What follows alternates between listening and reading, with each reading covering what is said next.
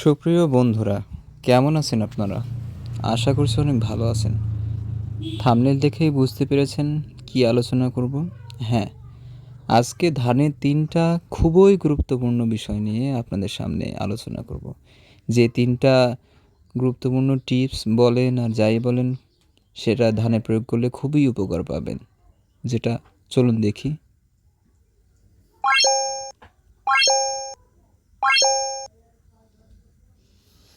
দেখুন, ধান পর্যায়ক্রমিকভাবে ধানের 3টা পর্যায় থাকে।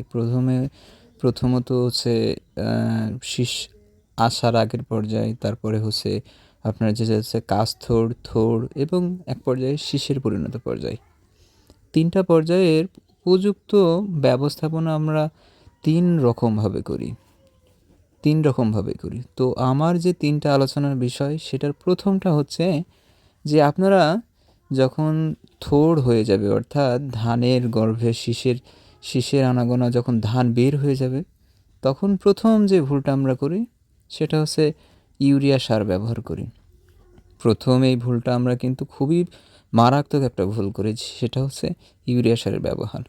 যখন দেখছেন প্রিয় বন্ধুরা, ধানের যখন এই রকম শীষ বের হচ্ছে, এখনও ফুল ফোটেনি, অর্থাৎ ধানের ফুল ফোটেনি, শীষ বের হচ্ছে, এই মুহূর্তে যদি আমরা ইউরিয়া সার ব্যবহার করি তাহলে কি হয়? গাছের প্রচুর পরিমাণে নাইট্রোজেন বৃদ্ধি হয়, গাছ প্রচুর সবুজ হয় এবং গাছের রোগবালাই বৃদ্ধি পায়। এবং দ্বিতীয়ত কী হয়, গাছের বৃদ্ধি আরেকটু বেশি হয়। এতে করে কি হয়, গাছের গোড়া নরম হয়ে যায় এবং গাছের শীষের পরিমাণটা দানা পরিপুষ্ট হয় না। তাহলে এই সময় একটা গুরুত্বপূর্ণ ভুল হচ্ছে কি, ইউরিয়া সারের ব্যবহার। তাহলে এই ইউরিয়া সারে যদি ব্যবহারটা না করি আমরা, তাহলে ধানটা আগের থেকে অনেক পরিপুষ্ট দানা এবং খুব সুন্দর হবে। দ্বিতীয় যে ভুলটা করি সেটা হচ্ছে ধানের যখন ফুলের ডগমগ হয়ে যায় বা ফুল শীষের সাথে সংমিশ্রণে থাকে, তখন দেখা যায় আমরা নানান রকম কীটনাশক, ছত্রাকনাশক ব্যবহার করি। এই কাজ কখনোই করা যাবে না, কেননা ধান যখন শীষের ফুল পর্যায়ে থাকে তখন ফুলের মাধ্যমে পরাগায়ন হয়। এই পরাগায়ন যদি আমরা কীটনাশক, ছত্রাকনাশক ব্যবহার করি, তাহলে পরাগায়নে বিশেষভাবে বাধাপ্রাপ্ত হয়। বাধাপ্রাপ্ত হলে কি হয়, ধানের দানাটি পরিপুষ্ট ভালোভাবে হতে পারে না।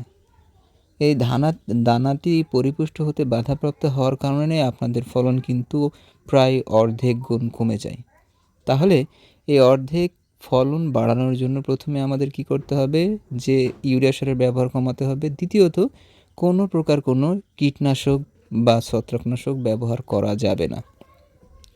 যদি কোনো কীটনাশক বা ছত্রাকনাশক ব্যবহার করেন, তাহলে আপনার ধানের অনেক বড় ক্ষতি হবে। আমরা সচরাচরই বলে থাকি যে ধান হওয়ার পরে অনেকের ভাত খেতে তেতো লাগে। এই তেতো লাগার প্রধান যে কারণটা আমি নির্দেশ করি সেটা হচ্ছে আপনাদের এই ব্যবহার্য ছত্রাকনাশক এবং কীটনাশক। কেননা ধানের তখন একবারে ভরা মৌসুম, কেননা পরাগায়নের মাধ্যমে ধানটা পরিপুষ্ট হয়, ধানটার চিটির পরিমাণ কম থাকে এবং ধানের অনেক গ্রোথ হয়, কিন্তু কীটনাশকের কারণে অনেকটা বাধাপ্রাপ্ত হয়। কেননা পোকামাকড় এবং কীটনাশকের পার্শ্ব প্রতিক্রিয়া তখন একেবারে আমরা চাউলের মধ্যে উপলব্ধি করি, যেটা তেতো ভাব করায়। তৃতীয় যে কারণটা হচ্ছে, আমরা তৃতীয় পর্যায়ে ধানের মধ্যে কিন্তু পানির পরিমাণটা কম রাখি, জমিটা অনেকটা শুকিয়ে ফেলি। দেখুন, এক্ষেত্রে বলা যায় যে ধানের জমিতে আপনি যদি পানির পরিমাণটা কম রাখেন, ধান তো দেখছেনই, ধানের গ্রোথটা অনেক বৃদ্ধি হয়েছে, ধান এখন পরিপুষ্ট হবে, দানায় পরিপূর্ণ হবে। এই সময় যদি আপনি পানির ঘাটতিটা ধানকে দেখান, তাহলে দেখা যাচ্ছে ধানের গ্রোথটা অনেক কম হয়ে যাবে। ধান পর্যাপ্ত পরিমাণ পানি পাবে না, পানি না পাওয়ার কারণে দানার পরিপুষ্টতা খুবই সুনিপুণভাবে হবে না। তাহলে অবশ্যই কী করতে হবে, যে ধানে অবশ্যই 2 থেকে 3 ইঞ্চি পানি রাখতে হবে। পানি রাখলে কি হবে, ধানের দানাগুলো সংগঠিত সুনিপুণভাবে বা সম্পূর্ণরূপে হবে। তাহলে প্রিয় বন্ধুরা, এই ক্ষেত্রে আমাদের কি করা উচিত? অবশ্যই ধানের জমিতে পানি রাখা উচিত। অর্থাৎ এই পর্যন্ত বলি যে ধানের জমিতে যখন শীষ সম্পূর্ণ রূপে বের হয়ে যাবে অবশ্যই আপনারা 2 থেকে 3 ইঞ্চি পানি রাখবেন, কিংবা তার থেকে একটু কম রাখুন, তাতে কোনো সমস্যা নেই, তবে অবশ্যই পানি রাখবেন।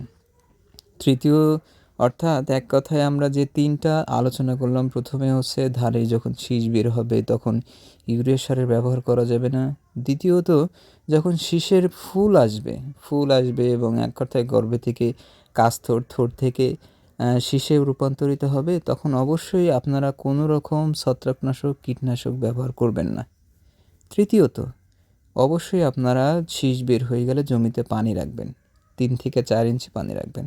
তবে এই সমস্ত বিষয়গুলো যেমন ইউরিয়া সার, নানান রকম কীটনাশক, তারপরে আপনার কীটনাশকের সাথে যে আপনার ছত্রাকনাশক, এটা যদি আপনারা ব্যবহার করতে চান, অবশ্যই কাস্থর যখন হবে অর্থাৎ শীষ বের হয়নি, শীষ গর্ভে আছে, এমন অবস্থায় অবশ্যই আপনারা কী করবেন, সেই কীটনাশকটি ব্যবহার করতে পারেন, কিংবা ইউরিয়া সারটি ব্যবহার করতে পারেন।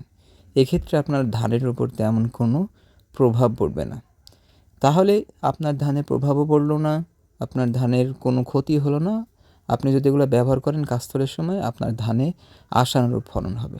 আর শেষে একটি কথা প্রিয় বন্ধুরা, অবশ্যই যখন শীষের ফুল পড়ে যাবে তখন আপনারা হচ্ছে ন্যাশনাল কোম্পানির NAC গোল্ড এবং ফ্লোরা একসাথে মিশিয়ে সুন্দরভাবে ধানে স্প্রে করে দেবেন।